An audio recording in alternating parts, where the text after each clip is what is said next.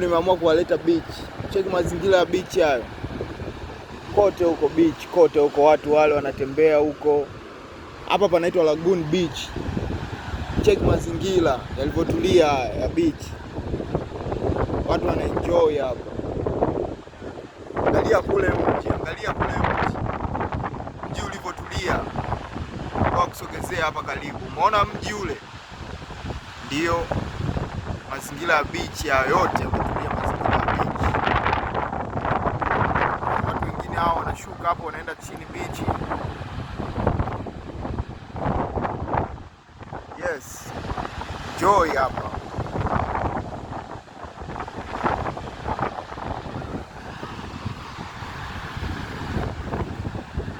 Unaona kule?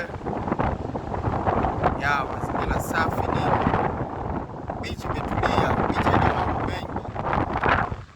Angalia kote kule beach. Afu kule kwenye milima kule kwa msogezee karibu kule juu kule.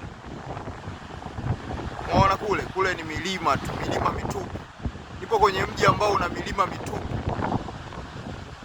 Sasa niambie wewe hapa ni wapi? Niambie wewe hapo kwenye comment hapa ni wapi? Angalia mazingira mzee baba. Unaona mazingira? Yes.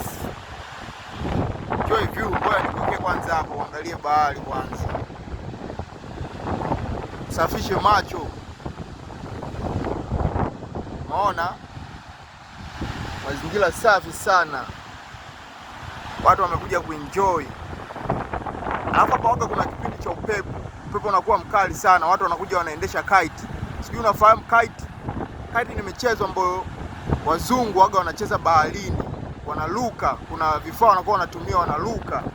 Siku moja nitakuja kuwapeleka hiyo sehemu. Kuna sehemu mbalimbali za kufanyia hiyo michezo kwenye hii bahari. Kwa hiyo hii bahari ni kubwa sana, imegawanyika katika pande mbalimbali na sehemu mbalimbali. Nitakuja niwapeleke hiyo sehemu niwaonyeshe watu wanavyoruka hizo kite ambazo nawaambia. Unaona mzee baba? Sawa, wakati mwingine tena.